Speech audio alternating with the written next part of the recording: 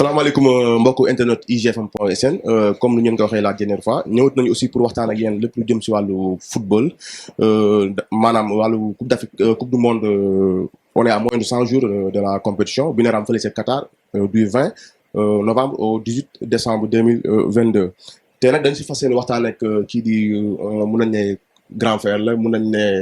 confrère la mais aussi il est président de l'association nationale de la presse sportive sénégalaise muy monsieur Ablaye Thiam nekk en même temps Sud Quotidien Ablaye ça va. maa ngi sant yàlla bu wér di nuyu aussi seen mbokk internautes yëpp maa ngi ñëw aussi sama kër fii ci GFM. bien sûr. ok Ablaye ñu ngi si comme ni ma koy sax coupe du monde bi daanaka ñëw na juste moins de 100 jours yow nga nekk ngay jiite association nationale de la presse sportive ku ne xam na ne association bi dañu yàgg d'habitude duñu raté rendez-vous dañu yàgg présente sur rendez-vous yu bëri est-ce que à l'heure actuelle fan la préparé fi toll. merci Salif way li nga wax loolu la depuis 2002 dañuy organiser lu ñuy woowee maison de la presse coupe d'Afrique bu jotee ANPS day def lu ñuy woowee mission de prospection maanaam jéem a jiitu dem ci dëkk bi nga xam ne moom moo war a organiser xool foofu ay jumtuwaay par exemple xool journaliste yi bu ñëwee fan la ñuy dal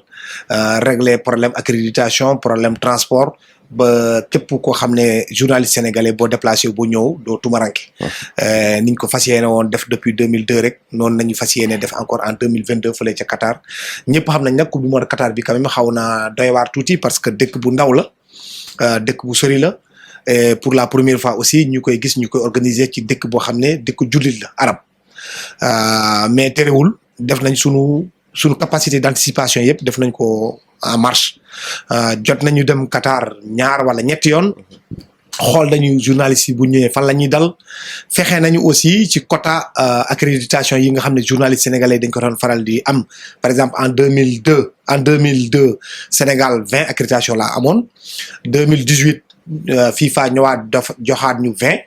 ñu bind leen ñu xamal ne leen 2002 presse sénégalais dafa développé de telle sorte que mënuñu accepter tout simplement ñu am 20 accréditation FIFA nee ñu waaw dëgg la yokkal ñu ci 15 ñu passé de 20 à 35 ren ji aussi ñu bindaat parce que dañu joxoon 35 ñu bindaat leen encore ñu dig ñe leen ci diggante bi aussi presse sénégalaise macha allah dafa gën a développé aussi parce que am na yeneen ñuy créé ci diggante bi diggante 2018 ak 2022 donc loolu mooy wane vitalité presse sénégalaise surtout la presse sportive moo tax nag FIFA nangu encore cette fois-ci jëlee ñu ci 35 codes yóbbul ñu ko ci 48 codes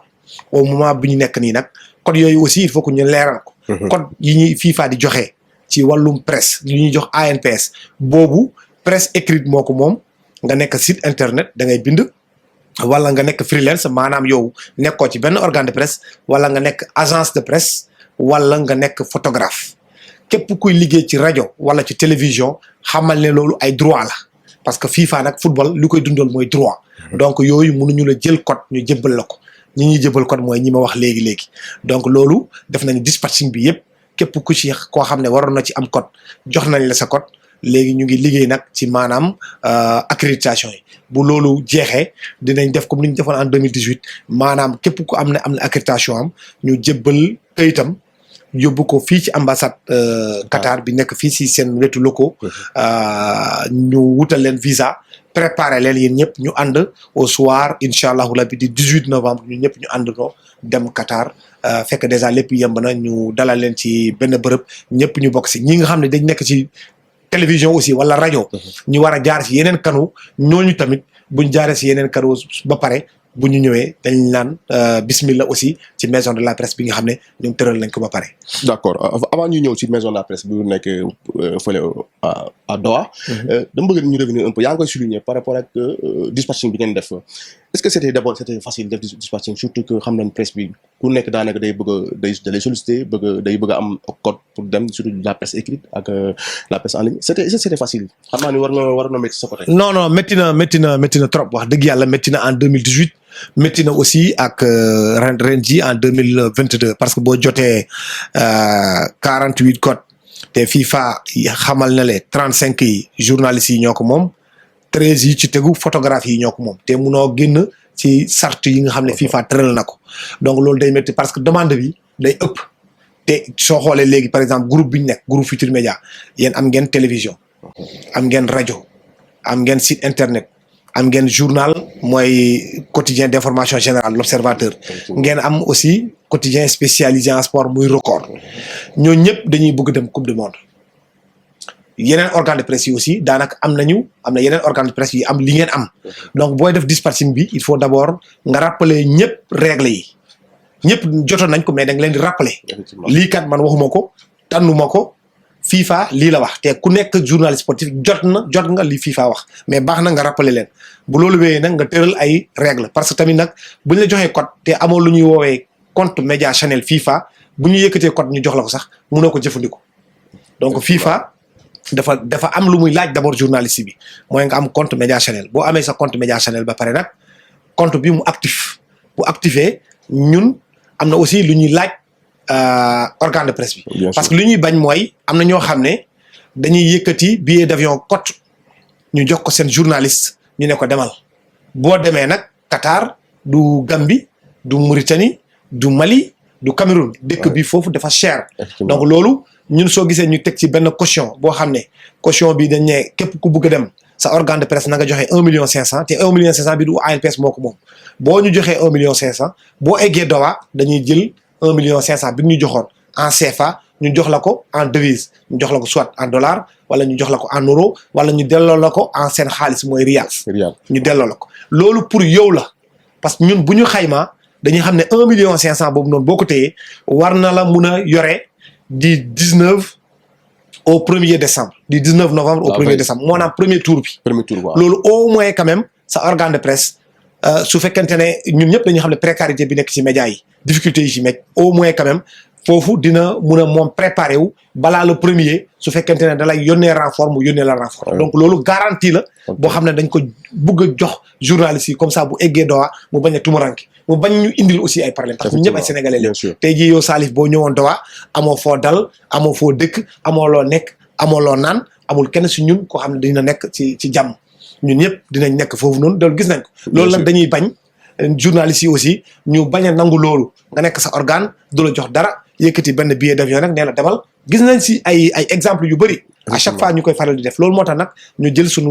sunu motuwaay ñu anticiper ci wàllu woowu pour permettre journalistes yi bu ñëwee ñu nekk dans d'excellentes conditions de performance. D'accord, excellentes conditions mais def loolu li koy accompagner mooy compte média channel bi ñam ñu amoon difficulté pour am accès seen compte fu situation toll. am na ñoo xam ne tamit dañuy yéex a créer compte média channel parce que journaliste aussi tout le temps ma rappelé ko boo nekkee journaliste sportif war nga am compte média channel CAF nga am compte média channel FIFA nga am compte aussi CIO. nga abonné li ñuy woowee newsletter maanaam ñooñu lu ñu munta def rek dañ la koy yónnee directement jarul ngay ñëw ci Ablaye Thiam di ñëw ci Saliou Guèye di daw si keneen di ko laaj waaw affaire bi moom nan la demee su accréditation jotee ñoom dañ la koy yónnee lu ñu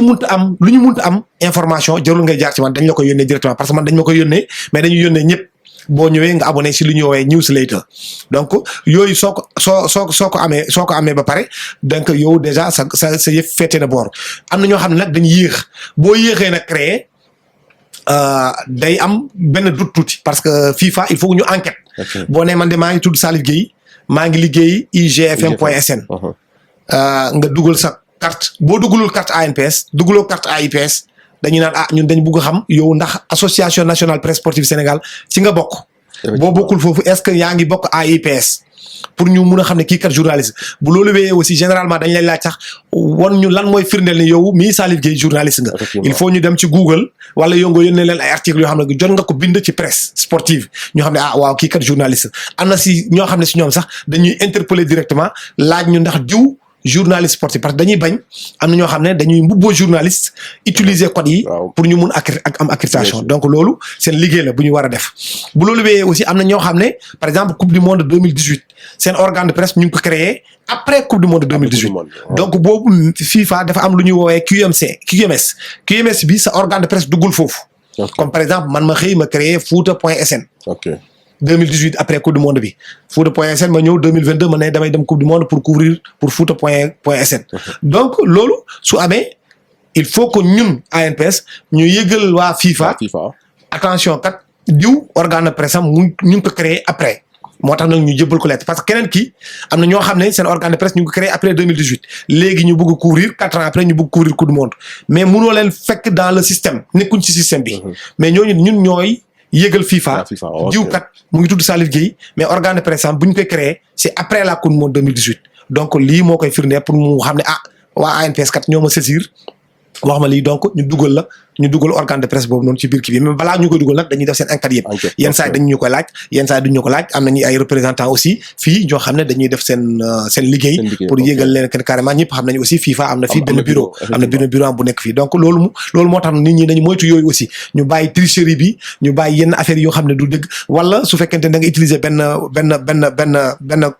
mot de passe yenn saa yi dañu koy bloqué ñu xool nga jëlaat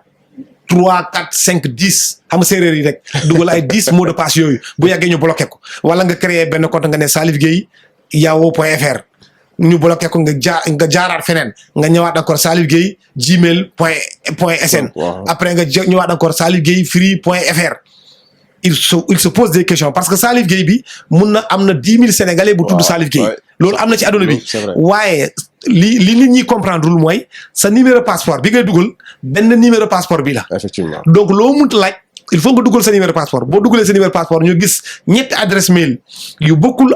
yu bokkul mais benn numéro passeport bi la dañ lay mujjee bloqué dañu naan kii mun na am dafa sàcc benn code jàmbur wala dafa bëgg dugg système bi te du journaliste sportif loolu nag am na journaliste sénégalais yu bëri yoo xam ne am nañ ci difficulté yooyu te ñu ngi koy jéem a saafara d'accord donc yembagul waa des na tuuti non yembagul loolu moo tax ñun buñ demoon nañ benn maas dañu ne woon le 15 août la ñuy arrêté bu ñu demee ba le 15 août ñu am ay journalistes presque ay 12 journalistes yoo xam ne jox nañ leen code ba pare mais mënuñu dugg ci système bi dañ leen bind leetar ñu leen ñii kat ay journalistes lañu ñii mënuñu accéder seen code ñii bu ñuy créer seen compte fekk déjà yàggul bu ñu ko créer yàggul donc compte bi activul yéen a ko war a activer te activé leen ko ñii nag dañuy fàtte seen compte dañuy fàtte fi seen mot de passe donc ñuy soumettre leen loolu te tey jii ngeen di arrêté le 15 ba léegi ñoom dugaluguñ te jox nañ leen code FIFA tontuñu ne ñu non loolu amul benn problème comme jox nañ leen code ba pare ñi nga xam ne dañu tardé situation yi ma énuméré fii nii yëpp ñooñu nañ ñu muñal tuuti ba ñu paree si ñi nga xam ne nekk ci non ayant droit dañu gérer ñi amul droit yi ba pare ñun ñu dellu siwaat si yéen ñu fexe leen ba ñooñu dugg si système bi moo tax nag ñu def communiqué yéegal journaliste yi comme ça ñu bana paniquer parce que amoon na ay séeréer yoo xam ne bis bu nekk dañ may woo sax ay 3 heures du matin 4 heures du matin waaw sama ñoom ñoo suñu ay buur quoi waaw waaw donc mais donc à l'heure actuelle ñaata mën ngeen wax ñaata code ñaata nombre bu fixe yoo xamante ne leer ma ñii jot na seen code te jot nañ dugal seen code jox na fu mu nekk nii sur les 48 il n'y a que 12 ñoo amagul pour des raisons diverses soit sa compte activul soit sa organe de presse ñu ngi ko créé avant soit da nga nekk freelance mais sa tur nekkul parce que am na freelance yi aussi am na ay freelance yoo xam ne seen tur nekkul ci biir donc xam nga boo nekkee léegi yow dañu ne IGFM man su ma duggee ci KMS bi damay ñëw d'abord ci IGFM ma cliquer ci IGFM ñu jox ma joxee sa adresse mail ma dugal ma envoyé la automatiquement nga jot ko yow jot nga ko accrédité nga amoo benn problème mais quelqu'un d'autre de l'observateur par exemple su ma dugalee damay fekk observateur ma def par exemple Idrissa Sané ma dugal Idrissa Sané fekk Idrissa Sané dafa fàtte comptam wala dafa fàtte mot de passe am mais ñoom bu ñu demee dinañ xam ne effectivement Idrissa bii kat 2018 sax couvrir woon na coupe du monde donc ñii waa ANPS lu ñuy wax li ñuy wax kat dëgg la donc peut-être mun na am dafa am problème bu loolu situation bu ñu nekk nii bu jeexee rek ils vont revenir pour régler ce problème là d'accord espérons que dina décanter Inch'Allah on est à moins de 100 jours Inch'Allah on est encore je pense dans les temps